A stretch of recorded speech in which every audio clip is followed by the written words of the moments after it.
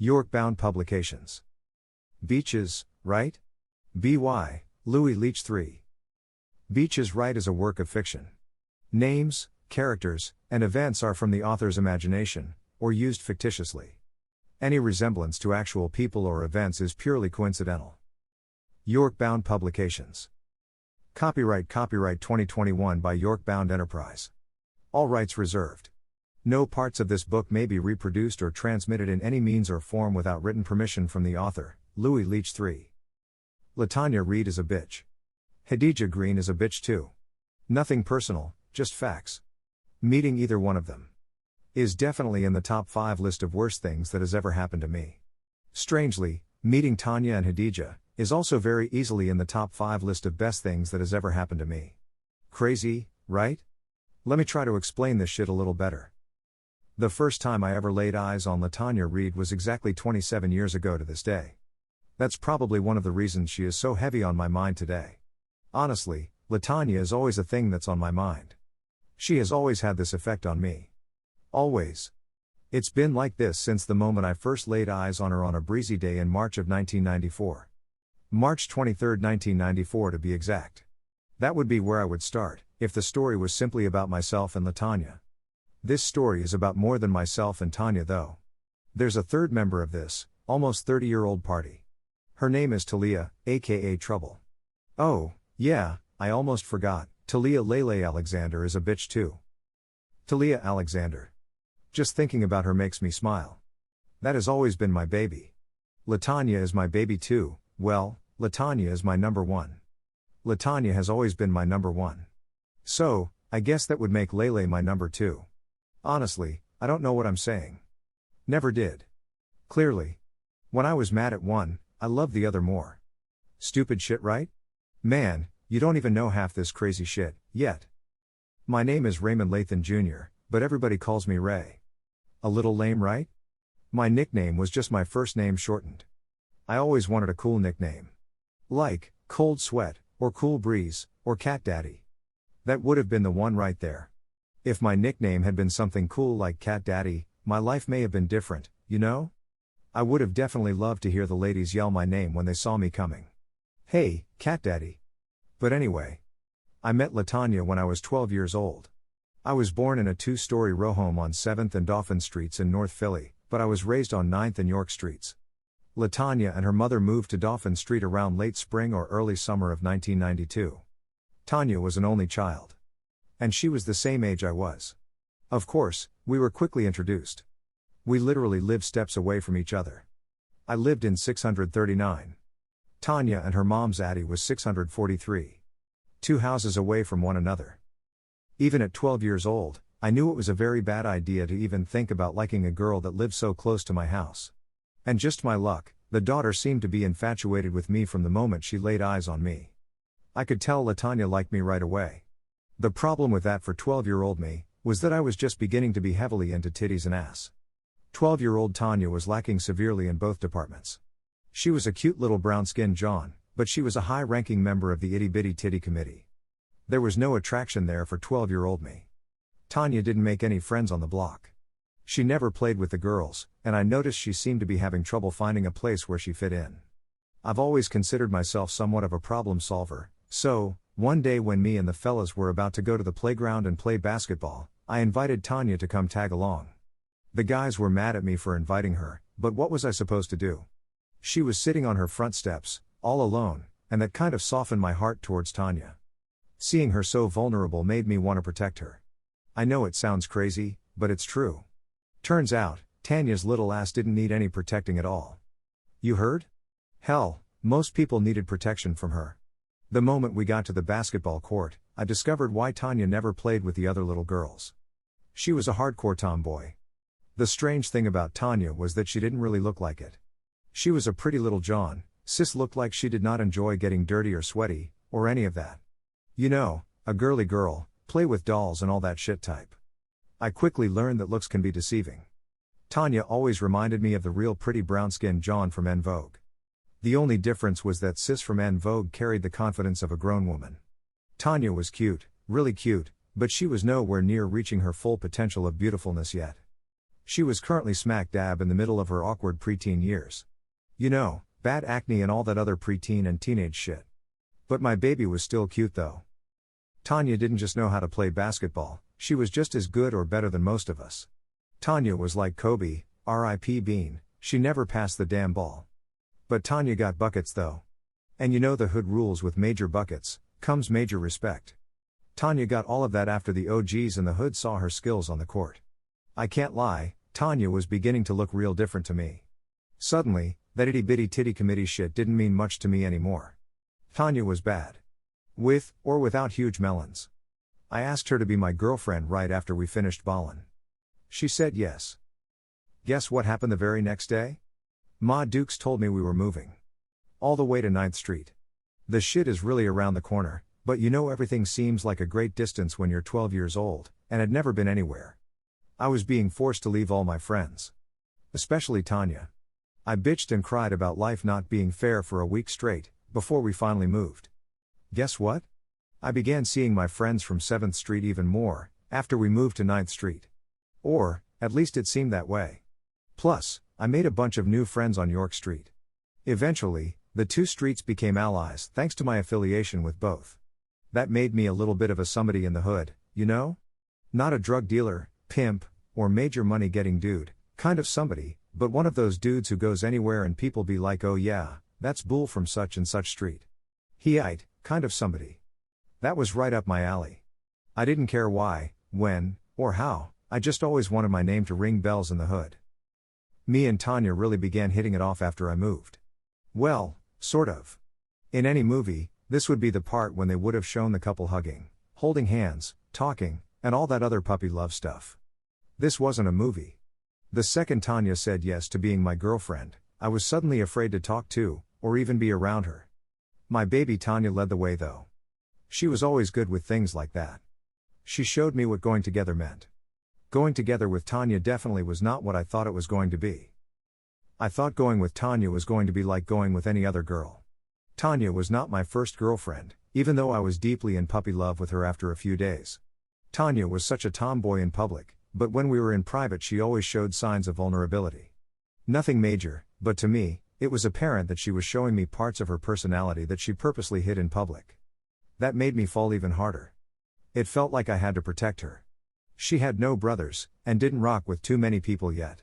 So, being the good boyfriend that I am, I decided to introduce Tanya to some girls who she may have more in common with than the girls on 7th Street, my old block. All I knew about these girls was that they were from 8th and Jefferson Streets, and they played basketball. As a matter of fact, a few of them played in the summer league at Hartranft with the boys a few years ago. It was about 4 of them, but they were pretty known for traveling from hood to hood, looking for people to play. Probably for money. That's what we did too sometimes, but this shit was a hustle for these girls. A daily hustle. There was no WNBA back in these days. College was always a dream for most people, but this hustling shit was a reality for a lot of girls who loved basketball, and lived around the way back in the day. That's what these good ball-playing chicks did, you know? Chapter 1. Signs of the Times. Tanya. 1984 will always be a special year to me. 1984 was the very last year that was considered BC in my neighborhood. Those 2 letters do not stand for before Christ. This ain't a gospel book, fam. Where I'm from, BC stands for before crack. Believe it or not, crack was not always a thing that was around in the hood. That shit seemed to appear out of the clear blue one day. And the shit spread quicker than coronavirus. Crack users weren't the only thing created when crack cocaine hit the scene. Crack dealers were also created. Don't get it twisted. There were always people in the neighborhood who sold heroin, weed, and other shit. The difference between that and crack was respect. Crack cocaine brought with it an I don't give a fuck attitude about everything. I watched that shit slowly transform people, always for the worst. I became one of those I don't give a fuck people at 13 years old. And I know for a fact crack changed my life for the worst. But, like I said before, crack affected practically everyone in the neighborhood's life in a negative way. Especially Tanya's. Tanya's favorite Aunt Loretta messed around and became one of the early victims of the crack epidemic. Tanya always thought she didn't have family nearby. After about a month and some change on 7th Street, Tanya slowly began to realize that her family was one of the biggest in the neighborhood. Sis had family everywhere, even on 9th Street. Tanya lived with her dad until she was about 10 years old. Mom was absent in the early days of Tanya's life, for one reason or another. Loretta turned 16 right around the time Tanya turned 12. Retta was Tanya's mother's youngest sister, and word around the hood was that Retta had been a wild one since she was Tanya's age. Retta was 16 years old, but she hung out heavy with people in their early 20s. The kind of people who were not so distant from high school age, but had already given up on life. They mostly partied and got high. People had jobs though. Getting high was mostly a weekend thing for most people, you know? Then came crack. People in their 20s dived in head first, including Loretta. She went downhill quickly. I'm talking about Loretta looked like Beyoncé last week, the next week was a different story. Three short weeks after taking her first blast, Loretta was turning tricks for money, well, crack. All bets are off at that point. There's no more such thing as embarrassment, respect for oneself, or respect for others. At this point everything is about crack. Even stealing from your favorite niece. Not just stealing, but robbing her blind. Tanya's mom made the mistake of asking her youngest sister to watch Tanya while she went out of town for the weekend. Retta sent Tanya to the store to buy them some groceries with some of the money Tanya's mom left for food and other things while she was gone. Tanya's mom had been gone for less than 10 minutes when Loretta put her plan into action. By the time Tanya got back from the store, Retta had cleaned them out. She had one of her crackhead friends bring a truck around to the house. If you don't know, let me be the first to tell you. With the correct motivation, a crackhead can make fucking worlds move in minutes. That's just what happened. Tanya and her mom's world was cleaned out and gone in a matter of minutes. I can still remember Tanya showing up at her cousin's house on 9th Street with tears in her eyes. Tanya stayed with her cousins for the weekend. I remember Tanya trying to tell me about what was going on. Can't say I was listening, or really cared, but I heard her. With Tanya staying only a few houses from mine, the only thing I could think about was opportunity. I was so busy trying to get my grind on every time I was anywhere near Tanya, that I showed no emotion, sympathy, or even empathy for her or her current situation. I was not good boyfriend material at all. Tanya ended up moving in with her cousins after her and her mom had a huge fight about Retta. Tanya's mom got back from Atlantic City on Monday. She came home to see all of her things gone. She'd already known what happened because Tanya called her mother and told her, 10 minutes after it happened. Retta showed up at the house crying 2 days later. She needed somewhere to stay. Tanya's mom believed family was still family. Even through thick and thin. She welcomed Retta back with open arms. Tanya was having none of it. There was no way in hell that she was living under the same roof with Loretta the thief. That was exactly what Tanya told her mother too. Tanya's mom knew she was never going to see eye to eye with her daughter, and try to help her youngest sister fight the crack demon at the same time. I don't know if it had anything to do with me, but Tanya told her mom she wanted to go stay with her cousins on 9th Street. Tanya's mom told Tanya she would let her stay with her cousins for 1 year. Ma Dukes figured that would be more than enough time for her to get Retta back to her former self. Anyway, my baby Tanya moved to 2414 North York Street, with her cousins, 3 houses away from mine. I was right about introducing Tanya to the basketball-playing, hustling chicks. She fit right in. Tanya even started to slowly come out of her shell, aka that steel barrier she had built around herself as a form of protection from ever being hurt again. That shit was cool at first. I was having the best of both worlds. I was able to get my alone time with my girl, without having her follow me around all day like a lost puppy. But, after a few weeks, I began to see some changes in Tanya's behavior that I did not like. All Tanya began talking about was her new homegirls and how cool they were. And how they took suckers for money all over the city. I was jealous. She used to talk about me all of the time. Well, that's what I like to think, whether it was true or not. It started to feel like these basketball hoes were more important than me. I ain't like that shit. I ain't like that shit at all. I let Tanya know it too, one night while we were walking home from my basketball game at 12th Street Playground. It seemed like I'm not really all that important to you anymore. I said without even looking in Tanya's direction as we walked. Tanya looked at me with genuine surprise showing in her eyes. You for real? Yeah. I responded dryly. Tanya raised an eyebrow as she stared at me like she suddenly hated me. "Da fuck did I say?" Before I had a chance to ask my question, Tanya had broken out into a power walk. I was too tired for this shit right now. Me and my team just got finished playing in an elimination playoff game that took 3 overtime periods to complete. To make shit worse, we came out on the losing end of that game. We lost on a fucking buzzer beater at the end of the third, 5-minute overtime period. A freaking buzzer beater. By nut-ass Skeeter fuck boy Murray of all people. To say my night was already fucked up before this new bullshit would have been a huge understatement. Tanya had me all the way fucked up, if she thought I was chasing after her gold medal winning in the power walking Olympics, ass. I kept my word. I walked the rest of the way home solo. I wasn't chasing after Tanya. What was I going to say anyway? I still didn't understand what I said that made her so mad in the first place. I knew I was going to run into Tanya when I got around the way. Tanya now lived just a few houses away from mine, again. My dumb ass really thought I would be able to avoid her, at least until she cooled off, from being mad at whatever the hell she was mad at. Of course I was going to run into her eventually. That didn't mean that my dumb ass was doing anything to prepare myself for what I strongly felt was going to happen next. As soon as I turned off of York Street to head down 9th, I could see Tanya sitting on my front steps. My house was all the way in the middle of the block, but even where I stood, at the top of the block, I could see by the look on her face, that Tanya meant serious business. I began walking as slowly as I could toward my house, and Tanya.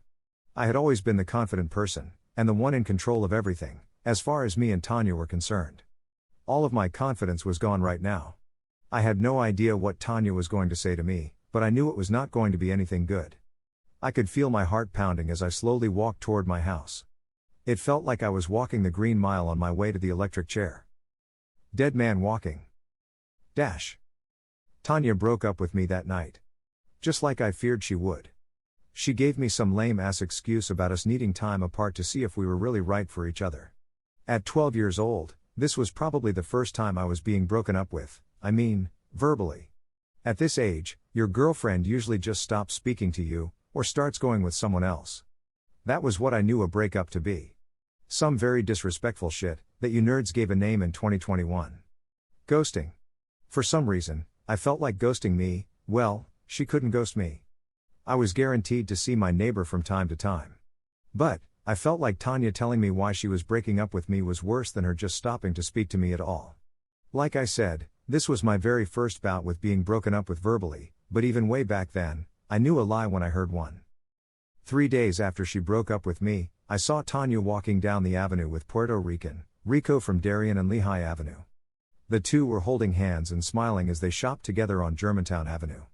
Hurt wasn't a strong enough word for what I was feeling in that moment. My girl was walking with another dude. Well, my ex-girl, but either way, seeing that shit was driving me crazy. What was really pissing me off was the fact that I knew Rico sold drugs. He had money. That was a problem for me. I couldn't afford to take Tanya shopping. How the hell was I supposed to compete with a 14-year-old drug dealer? The answer was obvious, but still a little tough to swallow. I couldn't. Tanya was gone. And there wasn't a fucking thing I could do about it. Why would she do this to me? Why would she make me feel this way? Because Tanya is a bitch. That's why. Lele. LaTanya lived 2 houses away from mine, and miraculously, I had managed to avoid seeing her at all for a strong week and a half, after I saw her on the avenue with Rico. The last thing I wanted, was for her to get the pleasure of seeing how miserable I was, or how the world seemed to play out in black and white instead of color without Tanya in my life to brighten it up, or how food literally tastes like nothing now. Even baked macaroni and cheese, my fave. Ah yes. I grew to know this feeling very well throughout my life. My old nemesis heartbreak. Tanya was my first bout with heartbreak. I had no idea if it would ever end, or if the rest of my life would be this miserable. My breakup with Tanya taught me something else that I would carry with me throughout my life. The best way to get over one chick is to get another one. Shit. I wish it was that easy for me. It has never really been that easy for me. If this was the 90s, my solution to any bitch-related problem would be money. No matter what you did or didn't do, in the 1990s, I discovered that money was the answer to all of life's problems. At least, this was true where I was from. But, this wasn't the 1990s yet. This was 1984, about to go into 85. If there was one thing that I knew absolutely nothing about, it was bitches. How to get M, and how to keep M. 12-year-old me had zero confidence in myself. Girls always called me handsome, that wasn't the problem at all. Chicks have been saying I look like Eddie Murphy ever since Delirious came out in '83. I was straight in the looks department. The smooth talking shit was a whole other thing. I had a slight stutter back then. It only happened when I was nervous. And guess when it was that I usually got most nervous? Yup, whenever I was in the presence of the female species. I honestly never got nervous around Tanya though. During our summer of love, I always felt like Tanya looked to me for the answer to everything. Or, she always followed wherever I led. Either way, my confidence was usually at an all-time high whenever Tanya was anywhere near me. She was perfect. And I took her for granted like a dummy. I'll probably never find another. Excuse me. Is this seat taken? I was completely caught off guard. I forgot I was on the trolley, on the way to my very first day at my new school John Wanamaker. I was so deep in thought that I'd forgotten I sat my book bag in the empty seat next to me on the number 23 trolley. The last thing I wanted was someone with funky ass morning breath sitting next to me and trying to talk to me at 7:30 in the goddamn morning. Hearing a voice had startled me like a motherfucker, but I think I managed to at least look like I had regained my composure by the time I opened up my mouth to respond. Nah. Ain't nobody sitting here. My bad. Let me move this stuff out of your way, I said as I reached for my bag. Thank you. The girl gave me a very welcoming smile before she sat down next to me. This chick was gorgeous. I mean drop dead kind of gorgeous. And the best part was that she was the complete opposite of Tanya's weird ass. Oh, yeah, I almost forgot, Tanya was also going to be attending John Wanamaker Junior High School this school year too. That was why I was so deep in thought. I had only seen Tanya 3 times since we broke up in August. It hurt my heart every single time I saw her too. She seemed to be so happy without me in her life. How? Why wasn't she walking around here sad like me? Anyway, my thoughts were about my concern that me and Tanya might have a class or two together. The fuck was I going to do then? How was I supposed to resist staring at her for an entire class period? All that shit was pushed to the back of my mind when I snuck a peek at the girl sitting next to me on the trolley. I don't think I had ever been more stricken with a bad case of love at first sight in my life. You on your way, T? To school? I managed to get out of my mouth, even though it was getting more and more difficult not to throw up all over this girl, out of pure nervousness. I wanted to punch myself in the face. I couldn't believe I asked her that dumb shit. Of course she was on her way to school, stupid. Well, I guess my awkward ass fucked this up. Yup. She gave me a one-word response as she pulled a book out of her bag and cracked it open. I nodded politely. I fucked it up, but at least she hadn't cussed me out or teased me about my stuttering condition. I call this a draw. I've always been good with a tie. Some people hate ties, but for me, a tie is as good as a win. If it's one thing I've always hated with a passion, it was being told no, or being flat out rejected. Honestly, that was one of my biggest fears as a teen. Being rejected by a girl in front of a huge crowd of people. That would be the most embarrassing thing that could ever happen to me. I hated attention. I also hated people in my business. I'm graduating this year. I ain't got no time for games. I was staring out the window, feeling sorry for myself when Shorty said that. I slowly turned my head. What I feared was actually happening. She was talking to me. Well, I didn't exactly fear it, but this was one of those situations I hated. The type of Johns when you have no idea what to say. I was aware that she could have easily left the convo at yup, but she didn't. Shorty was definitely on my dick. What school you go to? That was the first and last time I was ever nervous or uncomfortable in Lele's presence. That was her name. Talia Lele Alexander. A name that would live in infamy in my life. Whatever the fuck that meant. Anyway, this Lele chick was gorgeous. Clearly out of my league. Yet, here I am. Honestly, that was probably the last time in my life I ever thought there was a female out here I couldn't get. I have had many loves in my life, but Talia is the girl that introduced me to adulthood, or what I thought adulthood was at 12-13 years old. For that reason, and many others, Lele will always hold a very special place in my heart. I say this because me and Lele shared something special. I didn't know it at the time. Hell, Lele just admitted this shit to me a few months ago. We are both currently 42 years old. This special, life-changing thing Lele and I shared happened when we were 13 years old. Me and Lele ended up having a conversation that surprisingly wasn't all that painful at all on the trolley that morning. Guess where she got off the trolley at? The same place I did. She went to John Wanamaker too. She was an 8th grader though. My first tryst with an older woman. Here's some shit that's going to confuse the fuck out of you, if you're currently in your 20s and from Philadelphia. Back in 1984-85, elementary school went from grades 1 to 6. There was no such thing as middle school. Junior high school was grades 7 to 9, but for some people it was 7 to 10. Shit was really weird back then, but my point is that John Wanamaker went up to the 9th grade, at least it did for Lele. That meant she was 14, or about to turn 14, and I had just turned 13, 2 months ago on July 12. We were only 1 year apart in age, but just listening to her talk, I could tell we were light years apart, as far as maturity and life experiences were concerned. Feel me? Lele and I ended up getting off the trolley, and walking to the building together. We talked the entire time. She was mostly telling me the ins and outs of my new school, that I would be attending for the next 2 or 3 years. It really didn't matter what we talked about to me, because this beautiful girl was walking with and talking to me. Now that I was a little comfortable around Lele. After knowing her for all of 10 to 15 minutes, I was just waiting for the right moment to cut into her. AKA, get my rap game on. I may have waited too long, because Lele disappeared into a sea of students right after she escorted me to my advisory class. I don't know if kids still have this, but advisory was like a 15 or 20-minute class before you go to first period. You ain't do shit in there. They just took roll call. I never understood the purpose of that class. But anyway, I walked into my advisory class after Lila disappeared.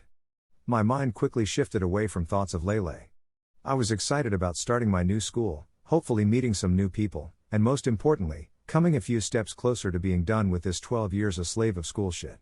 My excitement was stolen from me immediately after I took 3 steps into the classroom full of my loud-talking peers, and looked over to my left. That heartbreaking ass-ho, Tanya, was sitting right there.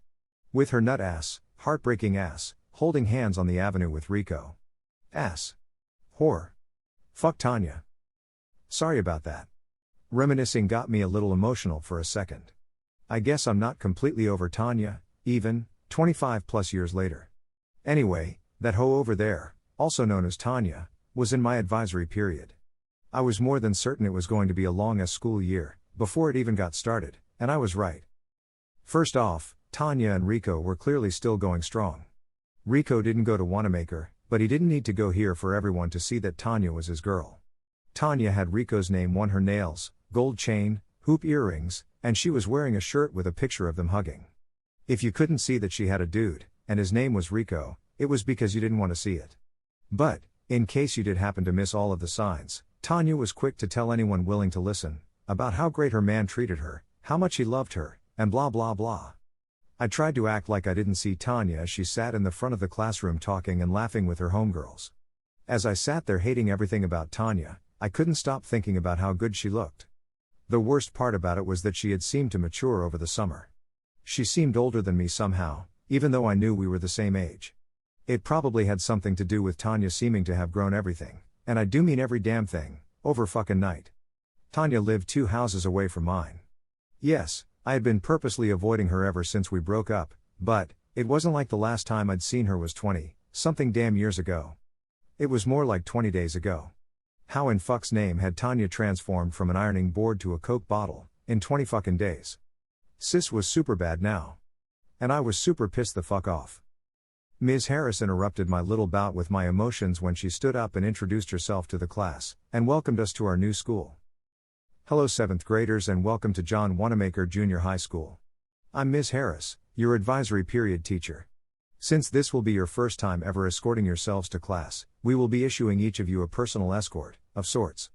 Your escort will be assigned to show you where all of your classes are at. Your escort is for today only. You're on your own after that. Ms. Harris took a seat at her desk after she finished talking. An upperclassman appeared at our classroom door moments later. Then upperclassmen seemed to start coming out of the woodworks. It looked like there were millions of them suddenly standing in our little classroom. Then she appeared out of the middle of the crowd. My baby from the trolley. Her face lit up the room like a ray of sunshine on a cloudy day. We were being assigned a personal chaperone for the day. My heart almost jumped out of my chest. What if she was assigned to escort me? My joy was quickly turning into panic as I listened to the teachers assigning an escort to all of us newbies. I heard my name called. Then I heard the name of my escort for the day. Talia Green. A name that would live in, I believe infamy is the word I'm looking for? In my heart forever, as great as meeting Lele was at the time, meeting her was something I kind of lived to regret. Me and Lele were toxic for each other way before that word was even thought of being used to describe an unstable relationship. After they finished the pairings, we were finally set to meet our chaperones. They were all wearing name tags, so it wasn't too hard to find the person you were paired with. I walked up to Lele and extended my hand for a shake as I attempted to introduce myself to my beautiful escort for the day. Hi, I'm Raymond, but everybody calls me Ray. I attempted to approach this older woman as maturely as I knew how. Lele smiled at me before grabbing me and pulling me in close to her, for a friendly hug. You forgot who I was already? Wow, you must have a lot of girlfriends. Lele gave me a devilish-looking grin as she spoke. To say I was completely dumbfounded by the things that were coming out of her mouth would have been an understatement. Why was she asking me if I had a girlfriend? Did she like me too? Hell, I didn't even know the girl's damn name. Nah. I ain't forget. I said with an uncomfortable laugh. Lele stared at me with that devilish grin shit again, as she smiled before she opened her mouth. What's my name? Lele folded her arms and stared directly into my eyes as she awaited my answer. She wasn't smiling. She wasn't exactly frowning either. I just stood there with my mouth open and not saying anything. Lele bust out laughing and slapped my arm. I'm just playing. I'm Talia. So you ready to be escorted, fresh fish? Fresh fish? I raised a curious eyebrow as I inquired. Yeah. People who are new to the school we call fresh fish. We usually stuff them in the lockers on the first day of school. Lele smiled at me before she grabbed my hand and led me down the hall. This was 100% the weirdest conversation I'd ever had in my young life, but this would end up being far from the weirdest conversation me and Lele would ever have with one another in our lives. Dash. You ever had one of those times where things just seem to keep going your way for some strange reason? I say times because I'm talking about more than one, or a few days. After being paired with Lele on my first day of school, things changed for me, for the better. That was good, right? Wait. It gets better. As good as things were going for me during this little stretch, things were going equally horrible for Tanya at the very same time. It was like my prayers had been answered, and all of my dreams were coming true. I was 12. The world is really small to a 12-year-old. What the hell else did you think I was dreaming about? Me and Lele hit it off right away. We even ate lunch together that day. Lele showed me around the place on the day she was assigned to, but Lele stayed around for some extra credit as she taught me the ropes around the place, every single day. After a few days, me and Lele were almost inseparable at school. I don't think I was completely in the friend zone at the time, but I knew that was where I was headed. That shit was as clear as day. Lele treated me more like a little brother, or admirer than anything else. That fucking sucked because I had no idea how to change things without possibly chasing her away. To Tanya, seeing me and Lele together every day for a few weeks straight probably looked like love. Tanya was heated. Her and Rico had broken up 3 days after school started.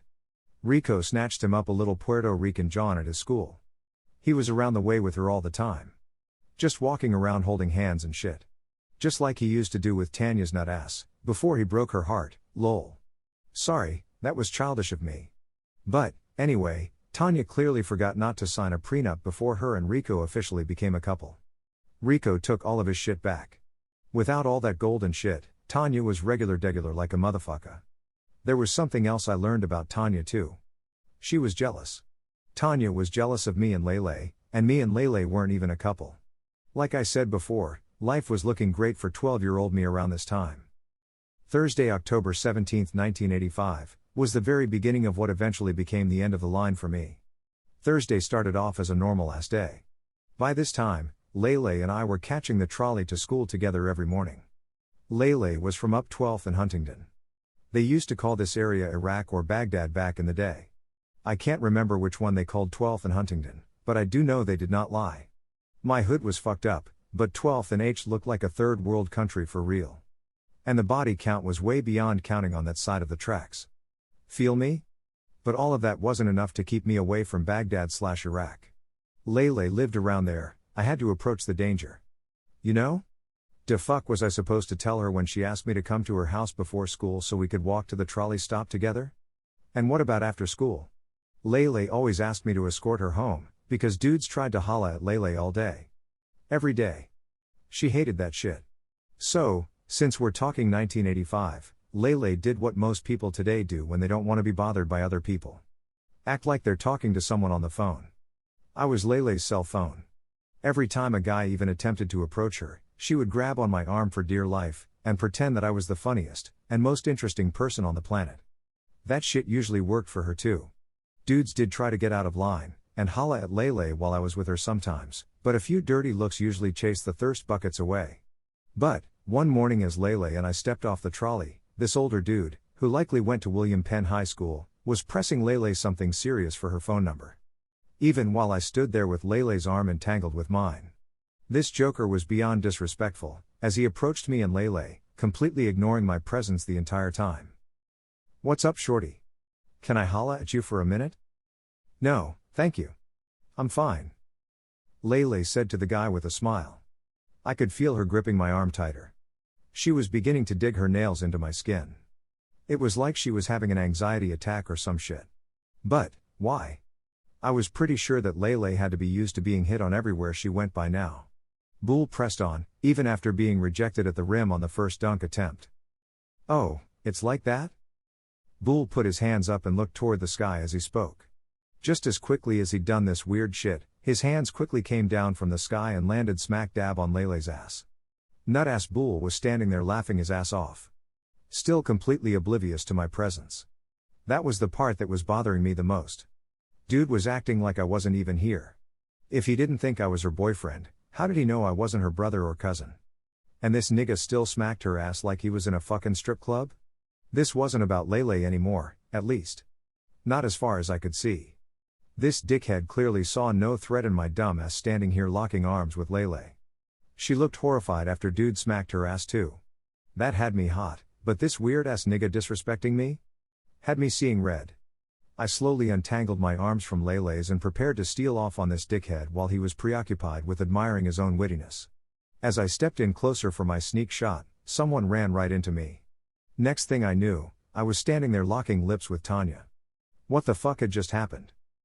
Chapter 2. This town ain't big enough for both of us. The shit that Tanya pulled on the morning of October 17, 1985, was the first battle in a long war that I've since named the Battle of the Bitches. Mind you, this was just the first shot fired in a very long war. This war has been active since '85, and believe it or not, the war is just as active today. By the way, today is July 17, 2021. Real shit. This long war had many participants throughout the years, but, this shit right here, this is where everything began. Time seemed to stop when Tanya laid that kiss on my lips. It felt like the entire world had stopped and every single person in the world were watching me and Tanya kiss. My very first, by the way. Tanya stepped back and folded her arms after she kissed me, like I was the most important person in the world. She just looked at me. The look on her face was saying that it was my move. Choose, right now, her or Layle? I chose Tanya, without hesitation. I think Layle was low-key hurt. This incident officially goes down as the very first time I fucked Layle over. There will be many more times in this little story that you will read about me fucking Layle over for another chick. Don't look at me like that. The title of the book is Bitches, right? I never said I was a good person, I simply said, bitches, right? Anyway, I want you to try to keep track of how many times I fuck Layle over in this story. Maybe it will help you understand why Layle did what she did to me, years and years later. But, for right now, let's get back to me and Tanya. We had some serious shit to discuss. The problem was that Tanya was my queen. I had this chick on a pedestal that was so high in the sky, that Jesus Christ, himself couldn't reach that motherfucker. You feel me? Tanya was my everything. I was terrified to even think about losing her again. The very last thing I wanted was an argument, that could easily lead to a breakup. I had to say something though, this shit was getting ridiculous. I lost what was at least looking like it was going to be a good friendship. And for what? It didn't even feel like Tanya liked me, let alone anything else. Lately, Tanya had been spending most of her time bragging to anyone who was willing to listen to her, again. What was her big-ass mouth self-bragging about this time? Taking me from an upperclassman named Layle. She did this around the way, at school, and anywhere else she thought someone who might know Layle hung out at. Tanya seemed to really have it in for Layle. For the life of me, I couldn't understand why though. Tanya broke up with me, remember? She was the one who wanted to gallivant around Germantown Avenue with the weird-ass bull Rico. Yeah, He was getting money, but that didn't mean he was not a fucking weirdo. A lot of weirdos were getting major money in the 80s. A lot of weirdos are getting major money in 2021. That's just life sometimes. Not every nigga with a fat pocket is a thoroughbred. Facts. Dash. So, it was me and my baby Tanya again. Just like old times, or so I thought. Tanya had changed. That kiss in front of Lele was the most action I got from Tanya in the 3 months we'd been together after the day of the kiss. Not saying I really wanted, or would know what to do with more action. I'm just saying, Tanya barely spoke to me since the day she stole me, not really though, from Lele. What the fuck was this shit about? I was beginning to feel some type of way, because it didn't feel like getting back with me was Tanya's goal, or main goal. What was really bothering me though, was that I still saw Lele at school every single day. She wouldn't even look at me. I left Lele standing there with a fucking dire wolf, that was huffing, and puffing, and trying to blow Lele's house down like a motherfucker, last time I checked. And my pussy whipped, without even getting within a mile of the pussy, ass, left Lele and walked away with Tanya. Some real nut-ass shit. That dude was named Reggie. Everybody called him Reds though, because he was a light-skinned bull, with freckles and a small afro. His hair was not red. So, Reggie's nickname always bothered me, because it made no fucking sense. Why the fuck was this nigga's name Reds? Anyway, I know they call Reggie, Reds, and that he's from Richard Allen Projects, because, the moment I left, that dire wolf was able to move in on his prey. He got her too. Yup, my baby Lele was in love with some weird-ass nigga from Richard Allen Projects. That was where she spent most of her time at too, when she wasn't in school. Bull Reds was one of those real asshole type of dudes. I have no idea what Lele saw in this guy. He was a piece of shit. He didn't even attempt to hide it from Lele. And Reds was one of those dirty-ass niggas too. Bull, like 17 years old and wasn't getting no money. None. What kind of 17-year-old wasn't working, out there selling something, or doing something to get some money? I'll tell you who. Dirty-ass Reds. This old nigga ain't do nothing but fight. All day all night, in every section of the city. And this dirty nigga had the nerve to be dragging my baby Lele around the city with his dusty ass. Nigga even had Lele out here fighting bitches with Slash for him. Reds was a rumbling motherfucker though. His name was one that was definitely known in every hood. That, good in any hood shit 100% applied to Reds back in the day, I will give him that much, but that good rumbling shit didn't change one thing. Reds was still a dirty-ass nigga. He just knew how to fight pretty well. But, that shit didn't make him qualified to be anywhere near a queen like Lele. Why was she with this weird nigga? I found myself spending more time worrying about what Lele was doing in her relationship with Reds, than I did trying to fix the issues that I was having in my own relationship. I don't know, kind of know, but I do have a strong feeling that Tanya is cheating on me. I don't know how true this is, but somebody once told me that a cabron was a man that knew his wife was cheating on him and was not exactly cool with it, but, just too pussy to do or say anything about it. In short, I was told a cabron was a man who allowed his wife to cheat on him. I was a cabron. Tanya's bitch ass had turned me into a fucking cabron. I hate this bitch. I kept that same energy as I walked to Tanya's aunt's house on 8th and Huntington Streets. I was going to give her a piece of my mind tonight. Fuck all that pedestal bullshit, I was going to read that Ho the Riot Act tonight. I decided to take the long way to Tanya's auntie's crib. I wasn't scared, just a little, or anything. I took the long way so I could hopefully get what I had to say to her, in some type of order. So I walked up 9th Street and turned left on Huntington Street. As I walked down Huntington, heading toward 8th Street, and my destination, I bumped into Ice. I knew Ice from school mostly, even though he lived right around my way. He lived on Lele's aunt's block. You know, one of those people that goes to your school, that you know from around the way? You're not really cool with them, but if they got into some shit at school with another neighborhood, or was getting jumped or some shit, you might jump in and help, depending on how you felt that day. Well, that was about the extent of me and Ice's friendship. That shit went both ways too. There was no guarantee that Ice would help me if I was getting my ass whipped at school either. Ice was a cool ass dude though. He was one of those dudes who was always looking for a way to make money. Plus Ice knew a lot of people. All of the old heads around the way fucked with Ice. This dude was getting into bars and drinking since he was like 12 years old. Seriously. The adults in the bar acted like Ice was a grown-ass man. Nobody ever said shit to the 12-year-old sitting in the bar at 1 p.m. on a Tuesday afternoon, enjoying a double shot of Henny. That always struck me as weird. But, anyway, I shook my hand as usual as I approached him, but something strange happened. This nigga was attempting to say something more to me than "What's up, fam?" This was unusual activity to me. Unusual activity always made me suspicious for some reason. So, I was on guard as Ice opened his mouth to talk. "Hi Ray, what you doing right now?" I knew it. This dude had never said anything to me other than "What's up, fam?" I always knew if the day came that he would ever say something more than that to me, would be the day he asked me some weird ass shit. And I was right. "Nothing. Why, what's up? You want to make some money right quick?" Shit.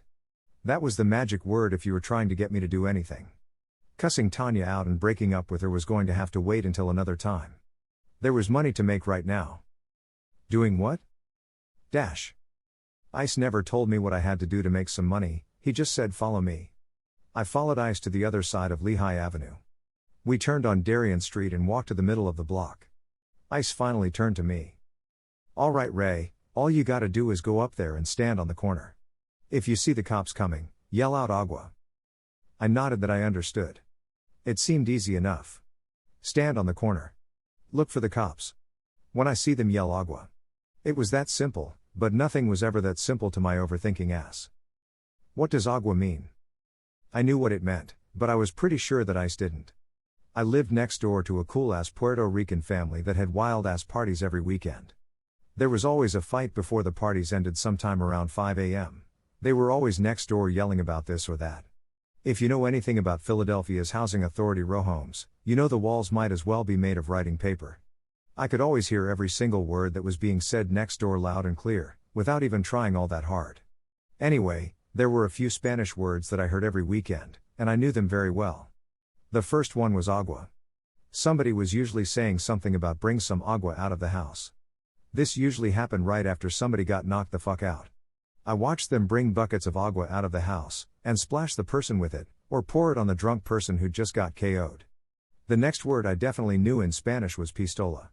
That word was usually used shortly after the person who just got KO'd finally woke up from his knuckle sandwich nap.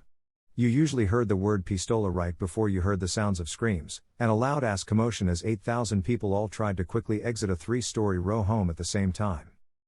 I shook his head in disbelief as he looked at me incredulously. Agua means the police are coming. You understand? I don't give a fuck what Ice says, agua meant water. I wasn't here to argue about that though. I was here to make some money. I nodded my head in agreement before I hiked it up to the top of the block to take my post as lookout. I knew that Ice was doing something illegal down there in the middle of the block. From where I was standing, I could even see people walking up to him and handing him money, right before he passed them something that I could not make out from where I was standing at my post. My parents would kill my dumb ass if they found out I was doing something illegal. I watched them lose their shit on my older brother because he played hooky from high school for a whole week. Pops kicked Mark out the crib for that shit. My peoples were strict like that. Don't know why, sometimes it just is what it is, you know? My brother Mark got lucky though. He had a 21-year-old girlfriend who was in love with him. He moved right in with her after Pops kicked him out. Pops was pissed. He was expecting Mark to beg to stay, but he didn't. From what I could see, Mark was doing pretty well. Still didn't go to school, but every time he saw me, he gave me some money. Usually like $25 or something. Sounds like a little bit, but I grew up with my brother. I know that cheap-ass joker like I know the back of my hand. If Mark gave me $25, Mark had money. I know this because Mark is the cheapest, and usually brokest person on the planet. If he had any money. And I do mean any. If my brother had any money at all, he would definitely spend every penny of it on himself. This was just Mark's nature. Anyway, him and his girl lived on Germantown Avenue. Right between Lehigh and Somerset. Mark and Courtney lived in a 2-bedroom apartment right on top of Formation Sneaker Store. 12-year-old me thought this was the dopest shit I'd ever seen. Living right above a sneaker store seemed really cool to me. I don't know why, but it did. Anyway, my point was that if my peoples knew that I was even halfway involved in some illegal shit, it ain't no telling what they would do to me. My dumb ass might end up being exiled to Siberia or some shit. After about an hour, Ice came walking to the top of the block. He handed me $50 and smiled. Shit was poppin' today, fam. I did 20 bundles in a fucking hour. I had no idea what Ice was talking about. Didn't really care at the moment either. I couldn't stop staring at the two $20 bills and one $10 bill in my hand. I had just made $50 in an hour for basically doing nothing. I had not seen one cop coming my way in the hour I was on the corner. I yelled agua a grand total of 0 times during my time on post. This shit wasn't even dangerous or anything. Just easy fucking money. I was hooked, even though I had not one clue what was going on. So we leaving? I want to make some more money. Ice laughed, but I could see the enthusiasm in his eyes, as he took notice of my extreme interest in this shit. $50 ain't shit. If you want to make some real money, you should do what I do. I just made $500. Selling bundles is where the real money is. Hell, I can even get you put on my shift. We can work together right after school if you want. Once again, I had no idea what Ice was talking about, but he'd said the magic word once again. There was no way in hell I was turning down the opportunity to make $500 damn dollars. January 22, 1986 was the first time I ever saw crack cocaine. I remember that shit like it was yesterday. I know for a fact it was a Wednesday, because I had gym class on that day. Gym was the only class me and Ice had together. January 22 was 2 days after I made my debut as a lookout for Ice. He came to me in gym class, and told me today after school was going to be my first day of real work. No more lookout duties. I was getting a promotion to the big money. Selling crack cocaine. Some weird-ass old head and his friend picked me and Ice up after school. Dude was driving a brown caddy with some gold spoke rims on it. Shit was tight. The caddy was only about 3 years old too. Real nice joint to be rolling around town in 1986. Me and Ice sat in the back of the car. Shortly after we pulled off, the dude in the passenger side turned around and started talking. "What's up, youngins?" I just nodded my head and listened. Ice started talking some dick-eating ass shit about his sister. I was only halfway paying attention, to be honest. After their little chat about Ice's sister, he handed Ice a big-ass sandwich bag. "Same thing as before. I put a couple joints in there for your homie too. Hit my John if you run out." Ice nodded enthusiastically before he started dick-eating again. I'd never heard Ice talk this much in my life. I don't know if this was normal for him, or if he was nervous or something, but his behavior definitely seemed a little unusual, at least, unusual to me. But, like I said earlier, I'd never spent any real time around Ice before. It had always just been a high and by thing, you know? The old head that was driving spun the block a few more times, and we found ourselves right back at the place we were picked up at. Right in front of John Wanamaker Junior High School. Me and Ice got out, and began our lengthy hike to our neighborhood. I had a few questions for Ice, but I thought that he would think my questions were dumb. So, I kept my mouth shut as we walked in silence for a while. Ice finally opened his mouth when we reached the food trucks on Temple University's campus. "Wanna grab something to eat right quick?" I did. We headed toward the pizza truck to get a few slices. After we got our food, we took a seat at one of the outside tables. I was starving. I ain't have shit to eat since earlier this morning. I shot dice in the bathroom during my lunch period. I lost most of that $50 I made the other night too. I was excited to be headed to work today. I was in need of some damn money. Ice began to get chatty again, just like he'd been in the car. "Ray. I'm telling you, we are about to make so much money you ain't gonna know what the fuck to do with it." Sounded good to me. But, me and Ice had walked from Wanamaker to Temple's food trucks, and he hadn't said not one word about anything. That was at least a 2-block walk. Where was all this excitement at back then? That nigga had been as quiet as a church mouse on the walk to the pizza truck. I nodded, and listened as Ice continued. "There are rules to this shit though, fam. This is some serious shit you're about to step into. People die sometimes." That was the first time I'd ever thought about death, and it scared the absolute fuck out of me. Which was likely the reason Ice had said that shit in the first place. I tried to play it cool, but I know my face showed straight fear. "Oh yeah?" Ice picked up on the fear in my eyes right away, and upped his sales pitch. "The only way you stay alive in this game is loyalty. All you gotta do is stay loyal in this game and you'll be good." I listened and tried not to give anything away with my facial expression. Ice was full of shit. My pops talked his ass off about this and that. Always giving out some bullshit advice and life lessons. I barely ever listened when being chastised by him, but there was one thing he said that always stuck with me. Never trust anyone who talks that loyalty shit. It's nothing more than a word used to have you be someone's fool. People will use the word loyalty to get you to do what they want you to do. I honestly don't think Ice is someone I can trust. I was still going to make some money though, but I was definitely going to be keeping both eyes open around Ice from this moment on. I played a little ball at Hartranft basketball courts, around the way before I walked over to Darien Street, to begin my first official day as a drug dealer. I still had no idea what I was selling, but money. My homies from around the way weren't used to being separated from me for any substantial amount of time.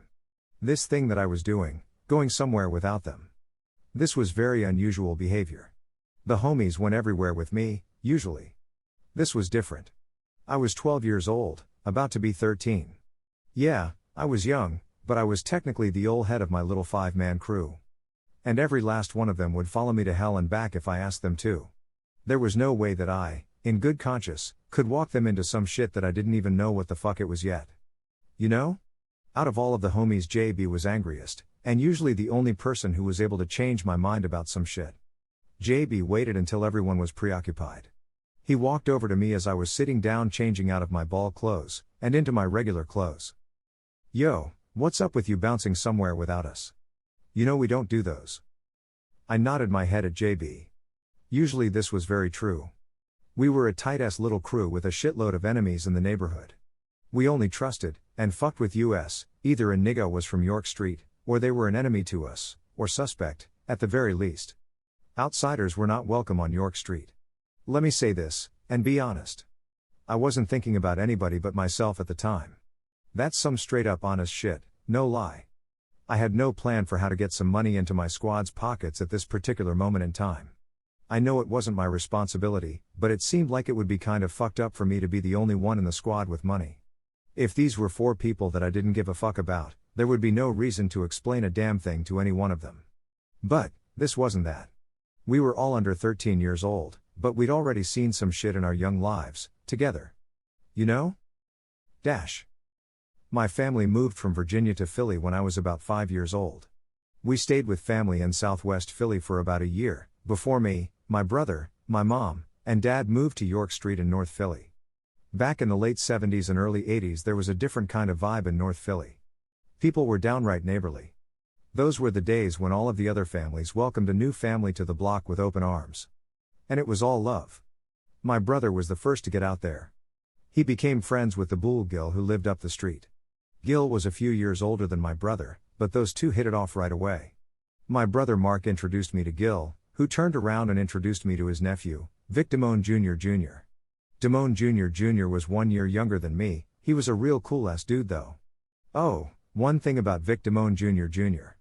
If you called him Vic Damone Jr., or anything other than Vic Damone Jr., you should be expecting to get sucker punched or some weird shit.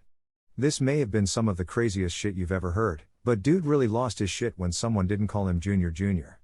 Vic was on some real wheezy F baby, please say the baby kinda shit back then. Anyway, to make a long story short, Vic was never working with a full deck, even way back in the day. Then there was my nigga RDRR. To be completely honest with you, I don't have the kind of time to even attempt to try to explain to you how that shit became this nigga's name. Just know, it's funny as fuck. But, since we're short on time, let's just call this weird nigga Dog for now. Dog ain't live on York Street like the rest of us, but we adopted him as family after only 2 days of hanging with us. That dirty nigga turned out to be a real thorough-ass bull. The third member of our squad was easily the toughest member of the squad. Motherfucker knew karate and all that shit. A real mean hombre type of person. Her name was Apple, and she's probably the only person in this world who made my heart try to hide, every time she came my way. Not because I liked her. Nah, it was the exact opposite. Apple was kind of a bully. She was technically older than me, but that shit didn't really count. We're only talking a few months here. I was the old head of this squad. I don't give a fuck what Apple says. Anyway, Apple had already whipped all of our asses at least 3 times apiece. Nobody even wanted to challenge her for supremacy. That was when she became kind of a bully. I was a 12-year-old boy, who had always known a thing. Apple was a 12-year-old girl, who had just learned about a thing very recently. Getting kicked in the balls fucking hurts like hell. I think Apple learned that by kicking her little brother in the nuts a few times. I don't know. But, what I do know, is that when Apple learned that shit, us 4 boys in the squad became target practice for her. You heard? JB was the final member of our little squad. Apple and Vic are cousins. They lived right down the street from me. Their last name was Solomon. Like I said before, Vic, Gil, Apple, and the rest of the Solomon family were the first people I met that weren't family. You know? That's a lifelong bond that's forever unbreakable. Facts. That's my relationship with the Solomons. JB is the first person I met around the way who wasn't a Solomon. Him and his brother Payne. There was a pretty good reason people called JB's older brother Payne. He was one of those good, always rumbling ass dudes. Payne was cool, but me and JB really became friends quickly.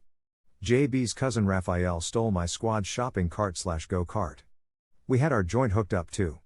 Even added a sound system, rims, and a new paint job, cardboard decorations. Anyway, Raphael stole our shit when me and Vic parked our joint in front of Vic's house, and went inside for a snack. We came back outside and our ride was gone. Where the fuck was the popo when you really needed them? This was a fucking emergency. In the middle of our panic, me and Vic spotted a mysterious figure coming our way. He was still too far away for us to quite make out the face, but we could see the person was headed in our direction, so we were on point. Like I said earlier, we had a lot of enemies. One group of those enemies we were always on the lookout for, lived right around the corner from us. Payne, JB, and their loaf of bread head cousin, Raphael. As the figure got closer, I could see who it was. The fact that the dude heading toward us had his index and middle fingers in his mouth like he was puffing on a cigar, was a dead giveaway. It was 100% JB heading for us. One of the troublemakers from around the corner. But, why the fuck was he by himself? He had to know we were going to make a move on him if given an opportunity, and him coming around the corner alone was definitely one. I turned to Vic. Go get the sticks and baseball bats. Make sure you get Apple too. I was the old head of the group, but Apple was our heart. We were kind of stagnant when she wasn't available. I specifically asked for Apple because I believed a swift kick to the balls by Apple might be enough to make JB reconsider whatever the fuck kind of troublemaking shit he was coming around here for. No need to make this an all-out war. One kick in the nuts was going to end this shit, quick, fast, and in a hurry. So, I was calling in the nut-kicking specialist, who just happened to be part of our team. Vic ran in the house. Him, Apple, and a bunch of our weapons appeared right around the time JB was approaching me, and removing his finger cigar from his mouth so he could speak. I know where y'all cart at. I looked at JB like he was crazy. This shit had to be a setup. He wanted us to follow him somewhere, where Payne and Raphael would surely be lying in wait to ambush our dumb asses. Why you telling us? I asked, full of suspicion. JB just shrugged his shoulders, before he waved his hand, telling us to follow him. We cautiously followed him around the corner to this big-ass abandoned building. He turned around and looked at us as he reached for the doorknob. It's right in here. Really? We're just supposed to walk right into this trap like three assholes? Before I could open my mouth to say anything, Apple and Vic were already following JB into the abandoned building. I took 5 steps into the building before I saw it. Our cart. Of course Payne and Raphael had already stripped our joint, but we didn't care. We could find more cardboard somewhere. Trying to find another shopping cart in this good-ass condition would have been a whole other thing. We later found out that Payne and Raphael had jumped JB earlier in the day, and kicked him out of their gang, over some girl or some shit. But, this was JB's revenge against his brother and cousin. After we got our cart back, JB rolled with us that day, and every day after that. Me and JB got really tight because he was all about trying to make $1. Just like me. While everybody else was out doing some other shit, me and JB were always trying to make some money. It got to a point that if you saw JB, you knew I was there or on my way, and vice versa. Me and JB are brothers. Me and Mark are brothers. JB and Mark are equally my brothers. You understand? Dash. It was a lot harder for me to lie to JB than it was to lie to the others. JB knew everything about me. That's how I know for a fact, he knew I was lying when I said I was going to go see this girl I just met. He ain't say it, but I know he knew. I planned on telling everybody about it later. I just wanted to make sure I dipped my feet into the water first, before I let them dive in. I began to think about all of the people I was going to take care of when I started getting money. First and foremost, my baby Tanya. Who the fuck was I kidding? I loved her. Always did, and always will. These were the thoughts racing through my head as I made my way to Darien Street. Ice was sitting on a crate waiting for me as soon as I turned the corner. He gave me a quick rundown as he handed me a large sandwich bag containing, what looked like to me at the time, Some pills with a clear bottom and filled with some off-white substa. Man, I don't fucking know what I thought it looked like. It was a long time ago. But, I did know my dumb ass better not get locked up with this shit. I knew that much about crack. This is a $250 pack. Each one of these vials sell for $5. There's 50 vials in this bag, that makes $250. Got it? I said as he barked out instructions and numbers like he was one of our teachers at school. I nodded my head in the affirmative as he spoke, even though I didn't really get it. I still had a few questions, but I understood enough of what I said to get by. Plus, counting has always been one of my favorite things to do. I was about to head across the street where Ice told me to stand at, then I suddenly remembered he forgot to tell me one last thing. When you finish that, bring me $235. You get to keep $15. I nodded that I understood once again before I headed over to my post. I didn't know much about anything, but getting paid $15 for selling $250 worth of whatever was in this bag didn't seem all that fair to me. But, you know the old saying, beggars can't be choosers. And I damn sure fell into the beggars category. The moment I stood where Ice told me to stand at, people started walking up to me saying give me 4, or give me 10, or give me 20 or some shit like that. People rarely purchased a single vial or two. I finished what was in the bag in under 15 minutes. I ran across the street to where Ice had been sitting, watching my back. I handed him the money, and he handed me another big bag. I was on the block for about 3.5 hours that day. The high-volume traffic never slowed. I never got a lunch break either. I was going to have to inquire about that shit. Maybe later. But, anyway, that shit was poppin' like Papa Smurf out that bitch the whole time I was out there. Even though I was only making $15 for every $250 worth of product I sold, I had still managed to make almost $350 for myself. I couldn't stop touching the money in my pockets as I walked home that night. I had more money in my pocket right now than I'd ever seen in my life. I woke up bright and early the next morning, with my baby Tanya on my mind. No matter what we'd been through, or were currently going through, I loved her with all my heart. I never knew how to say that to her, or show her that I loved her. But, money had never been an option of mine either. I'd never had any. But I did now. And I was going on the avenue to buy my baby Tanya something nice to show her how much I loved her. I know. I just got finished talking mad shit about her. But that's the type of shit that happens more often than you would believe, when you love someone as much as I love Tanya. I was all smiles as I made my way to Germantown Avenue, and my first stop. Scam's Jewelry Store. I know the name sounds suspect, but I remember coming here with my dad a few months ago. He said Scam's Jewelry Store, which was actually owned by a dude everyone called Scam by the way, always had the best prices in town. So, that's where I took the small fortune I made last night.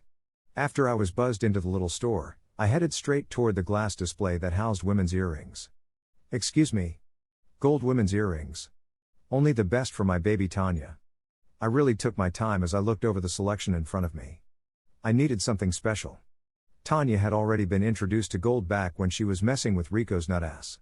I knew I couldn't compete with his money, but I still wanted to get her something she'd never seen, or had before. As I closely scanned the inventory with my eyes, one particular pair caught my attention. I hate to judge women's things, but these earrings clearly outclass the rest. At least, in my humble opinion. They were beautiful, but childish, of course. I brought Tanya these big-ass Minnie and Mickey Mouse gold earrings. I got our names inscribed in the middle, Tanya and Ray. I ain't gonna front, shits was tight. Those shits cost my weird-ass $235 damn dollars too. They told me it was a great price, but that shit didn't make me feel any better. Was Tanya really worth more than half of my total net worth? You bet your black ass she was. Tanya was my baby. Period. I proudly walked back to York Street with my beautifully decorated box containing the huge earrings I just brought for Tanya. I had the box in my pocket and out of sight as I approached Tanya's front door and knocked 3 times. Tanya appeared in her scarf, wearing a pair of shorts and a t-shirt, and a pair of furry flip-flops, a few moments after I knocked. She smiled when she saw me standing there, which was surprising. But her smile turned to a playful frown as she opened the screen door to talk to me. Get out of here. You're not supposed to be seeing me like this. I'm a mess. She laughed as she tried to close the screen door back. I beat her to the punch though, when I grabbed hold of the door tightly so she couldn't shut it. I'ma leave. But I'ma take what I brought for you with me. I said playfully. Tanya quickly pushed the door open and almost made me fall down the steps. Before I knew what was happening, she had her arms around my neck and was kissing me on the cheek. "What is it? What is it? What is it?" she excitedly asked in between pecking me on my cheek. This was strange to me, but it felt so damn good. My baby Tanya in my arms like this. This was strange to me, because I'd never known Tanya to be one of those lovey-dovey type of people. You know? This whole hugging and passion kind of thing was not an emotion that she showed often. Whatever the fuck this was. Especially since we'd been back together. Even though I'd never personally seen this side of her before, I now knew she had it in her. I loved seeing Tanya like this, and at that moment, I promised myself that I would try to make Tanya feel like this every day. Hell, she didn't even know what I was giving her and she was excited. As far as I could tell, she didn't care what it was, she was just happy that it was coming from me. That's how I felt. I smiled at Tanya as I still held her with one hand and reached into my pocket with the other one. I pulled out the box. "Here." Tanya's eyes widened when she saw the packaging on the box. Everybody in the hood knew of Scam's jewelry shop. That was a real high-class hood type of establishment. "Feel me?" "What's this?" She frowned. Did she really frown just now? Are you freaking kidding me? What's wrong? I imagined to get out calmly, even though there was a storm currently brewing inside of me that was about to make a direct hit on Tanya Island. "What's in here?" "Open it up and see," I said with a confident smile. Tanya shook her head no, before she tried to hand the box back to me. "Thank you, but you should take whatever is in this box back to the shop and get your money back," Tanya said calmly as she gently removed her free arm from around my waist. Pissed wasn't a strong enough word to describe what I was feeling as I stared Tanya directly in her eyes. Who the fuck did she think she was? My gift ain't good enough for her, but she let weird-ass Rico buy her all types of gold and shit. And she proudly wore that shit every day. I guess I wasn't as good as Rico. "Fuck you, bitch." That shit had mistakenly come flying out of my mouth. I knew the impact of calling a female a bitch, but I can't lie, the shit felt good. Really good. Tanya had that shit coming for a long-ass time. She was a bitch. At least, more times than not. "Fuck you too, pussy." Tanya angrily shot back. I wasn't about to stand here and go back and forth with her dumb ass. I said what I had to say, and so did she. We were done as far as I could tell. I flagged Tanya and turned around to walk away. I immediately began thinking about how I was going to get the money back I spent on these stupid-ass earrings. As I walked down the street thinking, I never looked back. I just automatically assumed Tanya had gone back into the house after I walked away. She didn't though. You know how I know she didn't? Because I only took a few more steps before I could feel myself being shoved roughly in the back. The shit was hard enough for me to fall. Almost on my face, but I caught myself with my hands before my face hit the ground. I quickly scrambled to my feet, looking to beat the fuck out of whoever had just pushed me from behind like a fucking sucker. It was Tanya. She stood there breathing hard as hell. "That's all it take for you to break up with me?" Tanya was practically yelling as she spoke. I was surprised to see Tanya standing there. My surprise quickly went back to the anger I felt when I walked away from her. "What you mean? You don't even like me enough to wear my stuff. But you always wore the stuff Rico brought for you." That was the first time I'd ever displayed any jealousy that Tanya had ever seen. I think she kind of liked it too. I think shit like this really turned her on. The very mean look on Tanya's face softened as she slowly walked up on me. She was right in my face. Our lips were practically touching as she spoke. "That's what you think?" I took a huge gulp kind of swallow as I nodded my head in the affirmative. I was shook, because the last time me and Tanya found ourselves in a situation like this, she broke up with me. Before I could begin fully worrying about me and Tanya's past, our future seemed to be taking form right before my eyes. She laid a kiss on my mouth. This wasn't the regular type of kissing that me and Tanya used to do. You know, just have our lips meet each other's for a while. Nah, this was some new shit to me. Me and Tanya had our tongues down each other's throats. This right here was passion. I never wanted this feeling to end. Apparently Tanya didn't either, because we stood there passionately kissing like we were the only two people on the earth. We were kissing for a good while before Tanya hugged me tightly and whispered in my ear. "It's you. It's always been you. And it is always going to be you." Tanya's lips were in search of mine again right after she said that. I had no idea what she meant by that shit, to be completely honest with you. But I can tell you this, me and Tanya's relationship changed forever that day. This did not feel like boyfriend and girlfriend anymore. This shit felt like destiny. Tanya decided to wear my earrings to represent for Team US wherever she went. I was happy as fuck. The whole world knew Tanya was mine. And mine alone. Me and Tanya even became one of those holding hands and kissing all the time couples. Even at school. Oh yeah. I almost forgot. Things had been going great at work lately too. ICE even gave me a $5 raise. I was now making $20 off of a $250 pack. I still had not told my squad I was hustling yet. But other than that, everything was going great for me.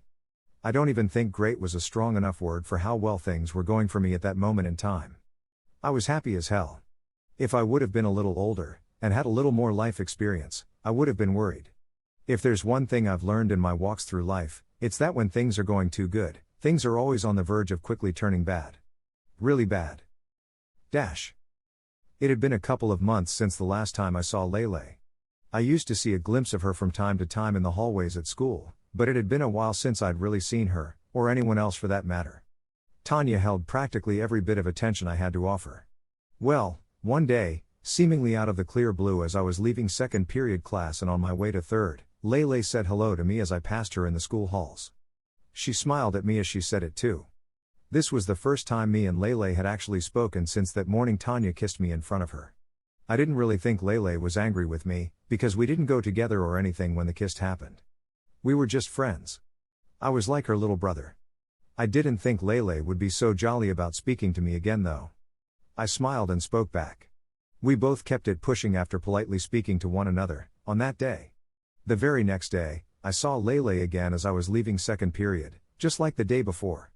This time Lele added a little more to her hello, when she asked me how things had been going for me. I decided to tell her the truth. Even though I already knew her and the rest of the school already knew about me and Tanya, I wanted Lele to hear the words come from my mouth. Lele was actually fine with it. Like I said before, me and Lele were never a couple. She was a crush. A crush that I truly believed was way out of my league. Lele was an older woman, at least older than me. This was always going to be a confidence booster for me. Not every dude out there can pull an older chick. Lele kept me hoping to be in the small percentage of dudes who did. Just a small hope. A little hope ain't never hurt nobody. Me and Lele began to make that meeting after second period shit an everyday thing.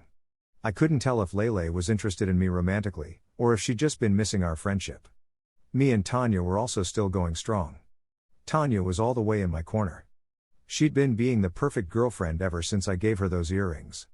Tanya even came to work with me sometimes and stood out there with me for a while.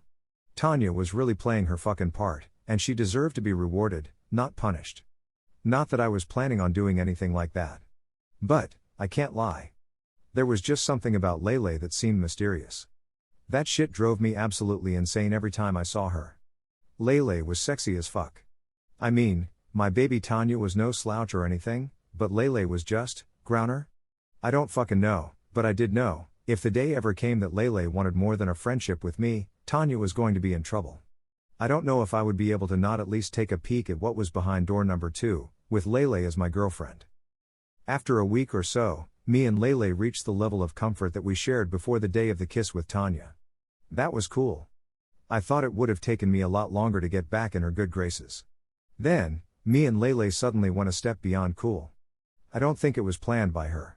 And I know I ain't planned the shit. It was just one of those things that seemed to happen. Me and Lele kissed. It was just a peck, but it lasted long enough for me to taste her lips. They were exactly like I thought they were. Soft as drugstore cotton. Not to say my baby Tanya's lips weren't soft, but Lele had me right now. I can't lie. I was Lele's to do with, whatever the fuck she wanted, after that kiss. Everything about Lele screamed excitement to me. That shit really turned me on, even way back then. Being in a real relationship with Tanya, and an imaginary relationship with Lele at the same time, was kind of fun. Not fun. Bad word. What I was feeling was more like important, special, the shiznit. I don't know, but I was walking around on cloud 9 for what seemed like months. Valentine's Day was coming up. I knew I was gonna go all out for Tanya.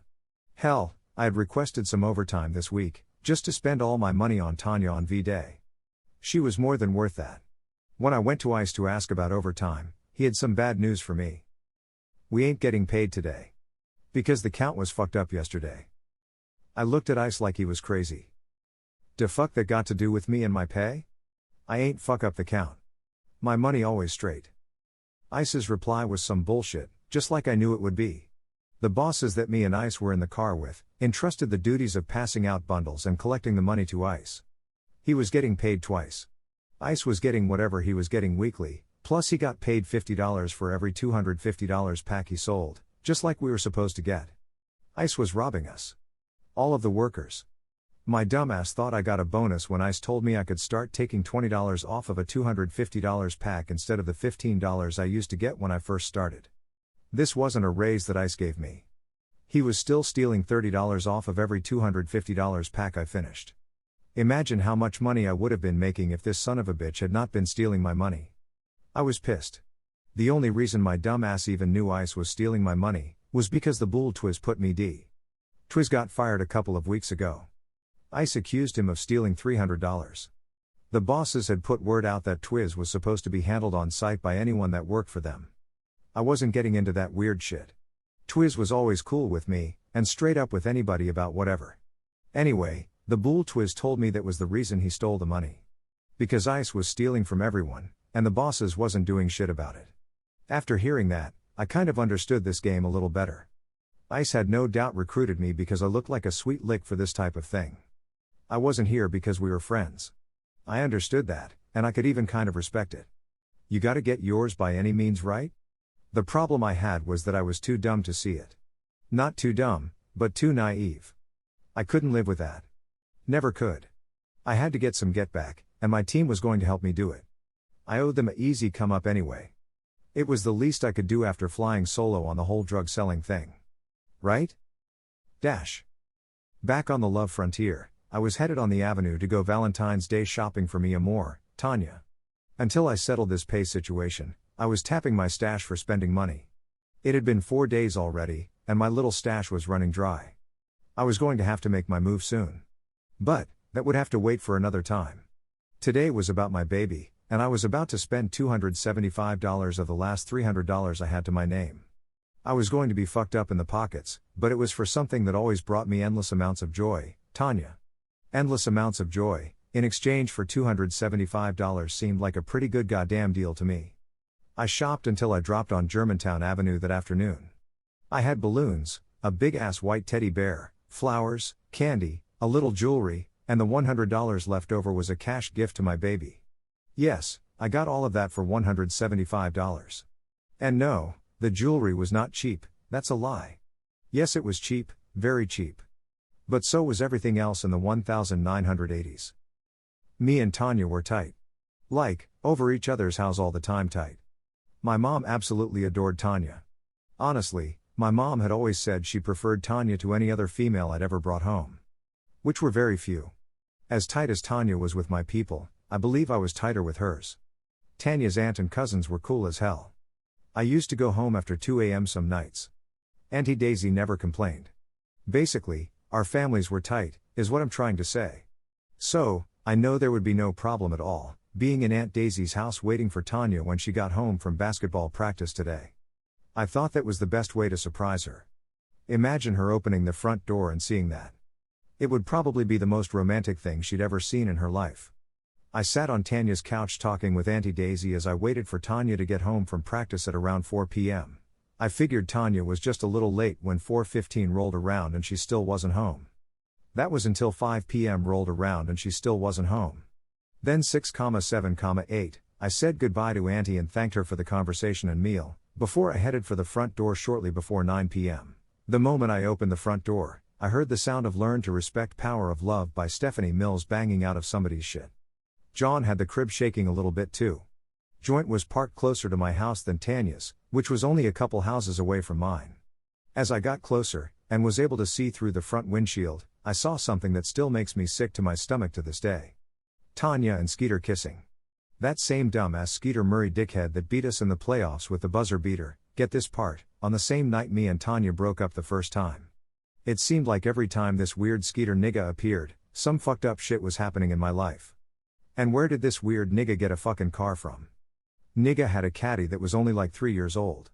I had so many questions to ask, if only I could talk, or see, or hear, or... I was paralyzed. I just stood there like a dickhead and watched them kiss.